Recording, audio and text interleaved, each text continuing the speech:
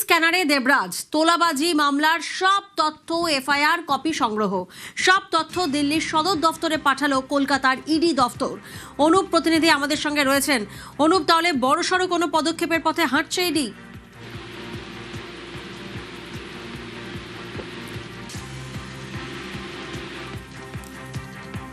এবার ইডি স্ক্যানারে দেবরাজ তোলাবাজি মামলার সব তথ্য এফআইআর কপি সংগ্রহ, সব তথ্য দিল্লির সদর দফতরে পাঠালো কলকাতার ইডি দফতর।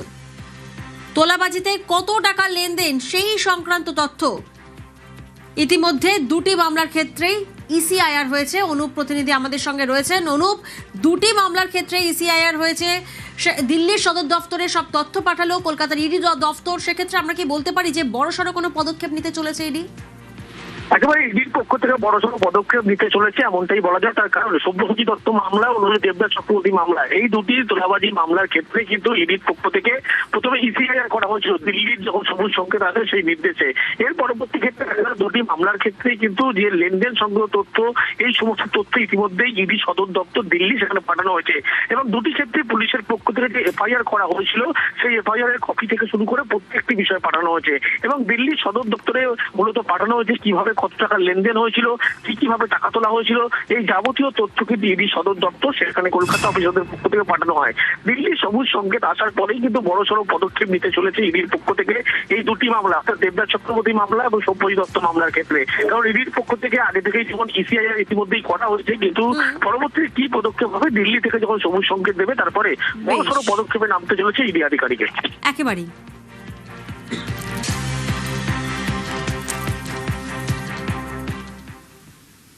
বিজেপির জেলা পরিষদের বৈঠক, আর সেই বৈঠকে টিএমসির কর্মাধ্যক্ষ। পূর্ব মেদিনীপুর জেলা পরিষদের বৈঠকে টিএমসির 5 কর্মাধ্যক্ষ। উন্নয়নের লক্ষ্যে বৈঠকে যোগ বলে মত টিএমসির কর্মাধ্যক্ষদের। সুজিত প্রতিনিধি আমাদের সঙ্গে রয়েছেন। সুজিত, বিজেপি জেলা পরিষদের বৈঠক এবং সেই বৈঠকে টিএমসির কর্মাধ্যক্ষ রাজনৈতিকভাবে কতটা ইঙ্গিতপূর্ণ? এবার রাজনৈতিকভাবে যে ইঙ্গিত দিচ্ছে তা হলো তৃণমূল যে যথেষ্ট চাপে রাজ্যের পূর্ব মেদিনীপুর জেলা মুখ্যমন্ত্রীর জেলায়, সেটা কিন্তু আজকের ঘটনা আরো একবার প্রমাণ দিল। আসলে জেলা পরিষদে বলা যায় ক্ষমতায় ছিল তৃণমূল, আর সেখানেই তৃণমূলের ক্ষমতায় থাকা অবস্থায় দেখা গেল জেলা পরিষদের সভাধিপতি সহসভাধিপতি তারা পদত্যাগ করেন পদ থেকে। তারপরে কিন্তু যেটা সামনে এলো তা হলো দুজন যে আবার পদে বসলেন, তারা সভাধিপতি সহসভাধিপতি, তারা কিন্তু বিজেপির থেকে। কিন্তু কর্মাধ্যক্ষরা 7 জনের 5 জন যারা কিন্তু তৃণমূলের, তারা দেখা যাচ্ছে যে সঙ্গে আছেন এই বোর্ডে। তারা প্রকাশ্যেও বলছেন, মিটিং এ গিয়েও জানান দিচ্ছেন। জেনারেল মিটিং হলো প্রথম বিজেপির সভাধিপতি হওয়ার পর, সেই মিটিং এ তারা অংশ নিলেন, যেখানে কিনা একেবারে জনমত নির্বিশেষে জনপ্রতিনিধিরা থাকলেন।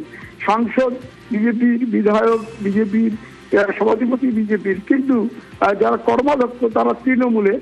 এবং সেটা কোন মন্ত্র বলে তারা থাকলেন তারা স্বীকার করছেন। দল রীতিমতো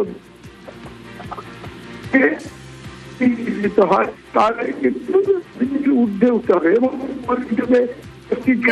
কাঁথির সাংসদ সৌমেন্দু অধিকারী, দিব্যেন্দু অধিকারীরাও বলে দিয়েছেন যে একেবারে সুজিত, সম্প্রতি পূর্ব মেদিনীপুর জেলা পরিষদ দখল করেছে বিজেপি। দলের সঙ্গে দূরত্ব তৈরি হওয়ায় কি বৈঠকে টিএমসির কর্মাধ্যক্ষরা, সেই প্রশ্নই উঠছে।